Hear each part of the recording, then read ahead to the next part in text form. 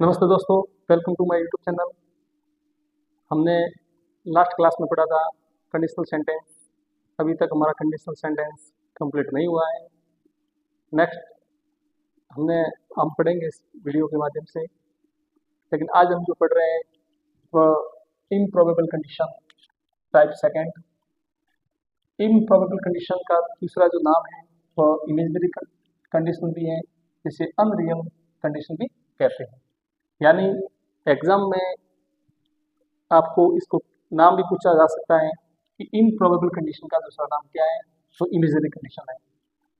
और इसका एक दूसरा नाम होता है अनरियल कंडीशन, यानी इसको हिंदी में कहते हैं असंभावित, यानी इम्प्रोबेबल, इमेजिनरी यानी काल्पनिक, और अनरियल यानी अवास्तविक कंडीशन वाले सेंटेंस। तो मैंने कुछ सेंटेंस आपके सामने लिखे हैं जो एग्जाम में अक्सर यही सेंटेंस पूछे जाते हैं, तो इन्हीं के बारे में मैंने आपको अभी बताऊंगा। तो जैसे दो सेंटेंस लिखे हैं कि if I appeared in the exam I would पास, मतलब यदि मैं एग्जाम में अपियर होता तो आई वुड पास, तो मैं पास होता। दूसरा सेंटेंस है if she saw a ghost she would flee, अगर उसने घोस्ट को देखा होता, भूत को देखा होता, तो वो वहां से फ्ली हो जाती। तो इसमें आपको जो वर्ब है और दो क्लोज है, दोनों क्लोजों का ध्यान रखना है। दोनों में इफ क्लोज वाला सेंटेंस ये फर्स्ट क्लोज है, और जो दूसरा सेंटेंस कॉमा के बाद होना है तो दूसरा सेंटेंस है। तो इसमें हमें कौन कौन सी वर्ब लगानी पड़ेगी और उनका ध्यान रखना पड़ेगा। तो मैं आपको बताता हूँ कि इसका जो फॉर्मूला है, वो फॉर्मूला ये है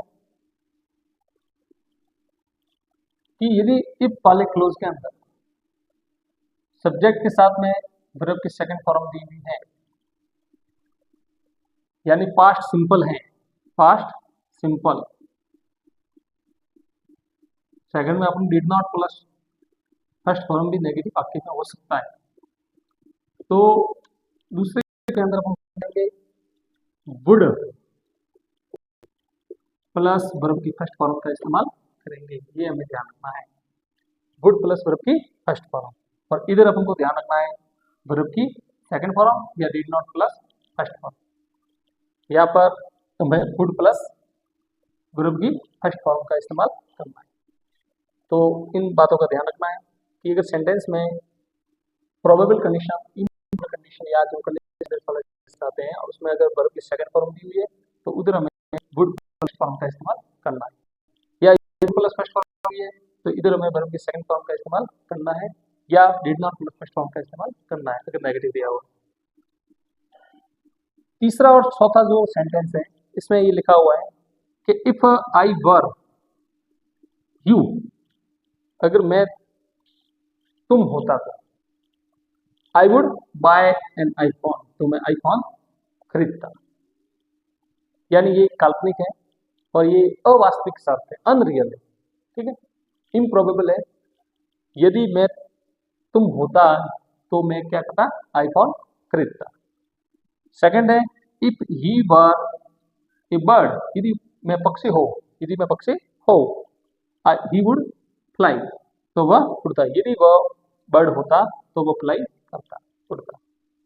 तो ये जो सेंटेंस है इसके अंदर जो फॉर्मूला है, ये फॉर्मूला फर्स्ट और ये फॉर्मूला सेकंड, इसके अंदर आपको क्या करना है कि जो इफ क्लोज वाला है इसके अंदर सब्जेक्ट के साथ में वर्ब दिया हुआ है,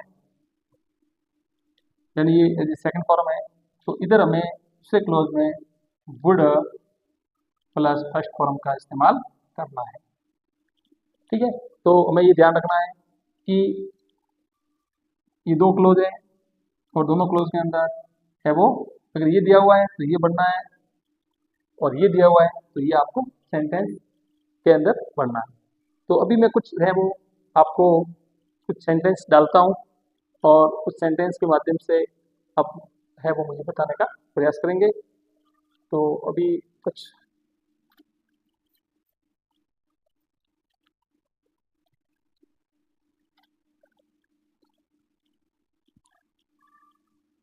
ये सेंटेंस है, ये मुझे कमेंट करके बताना कि इफ सी